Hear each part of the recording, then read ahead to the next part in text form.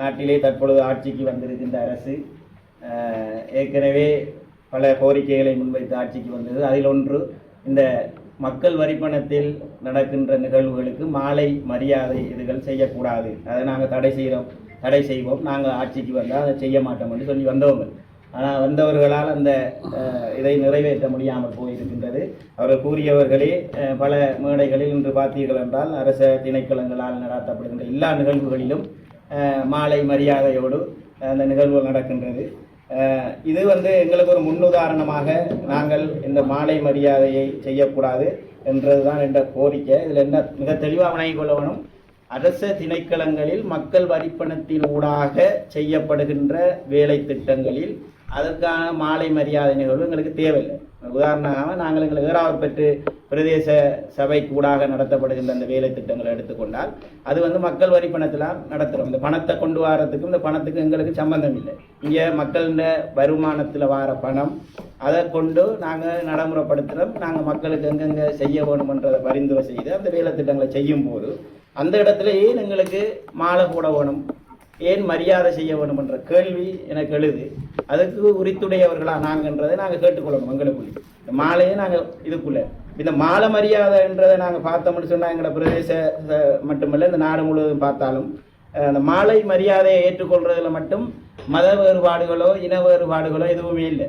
எல்லா மதம், இந்து மதம், கிறிஸ்தவ மதம், இஸ்லாமிய மதம், முழு பிரதிநிதிகளும் முழு கௌரவ உறுப்பினர்களும் அதை ஏற்றுக்கொள்கிறோம். அப்போ மட்டும் எங்களுக்கு வேறுபாடுகள் எதுவுமே தெரியுது இல்லை அந்த கௌரவத்துக்கு ஏற்றுக்கொள்ளும். ரெண்டாவது இந்த மாலை மரியாதையை நாங்கள் ஏற்றுக்கொள்றத அது என்னை பொறுத்தளவில் அது ஒரு ஊழலாகத்தான் பார்க்குறேன். ஏனென்று சொன்னால் ஒரு சேவையோ ஒரு பணியையோ நாங்கள் செய்யும் போது அதுலேருந்து ஒரு பிரதி விவகாரத்தை நாங்கள் பெறுறோம்.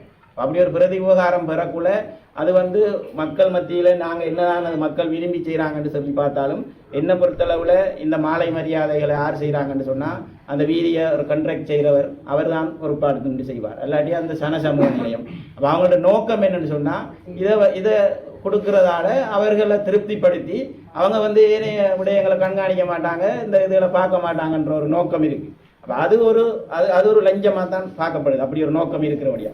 ரெண்டாவது நாங்கள் அந்த சபைகளுக்கோ அந்த அமைப்புகளுக்கோ ஒரு நிர்பந்தத்தை உருவாக்குறோம்.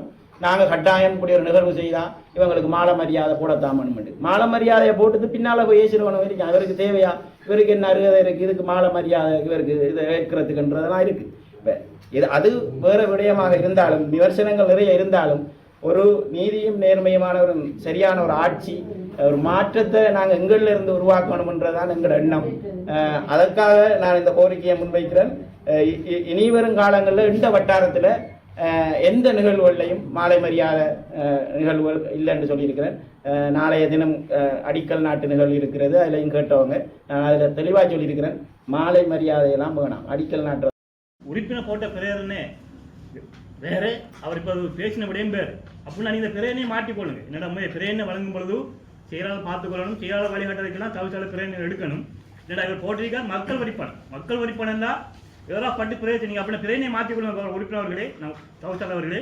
என்னடா மக்கள் வரிப்பணத்தின் ஊடாக வேறாப்பட்டு பிரச்சனைக்கு ஊழம் செய்யப்படுகின்ற நிதி திட்டத்தின் மூலம் மேற்கொள்ளப்படுகின்ற வேலை திட்டங்களுக்கு கௌரவ தவிசாளர், கௌரவ உபதவிசாளர், உறுப்பினர்கள், செயலாளர்களுக்கு மாலை அனுப்பில்லை என்று பிரேரணையை மாற்றிக்கொண்டு தீர்மானம் நிறைவேற்றலாம்.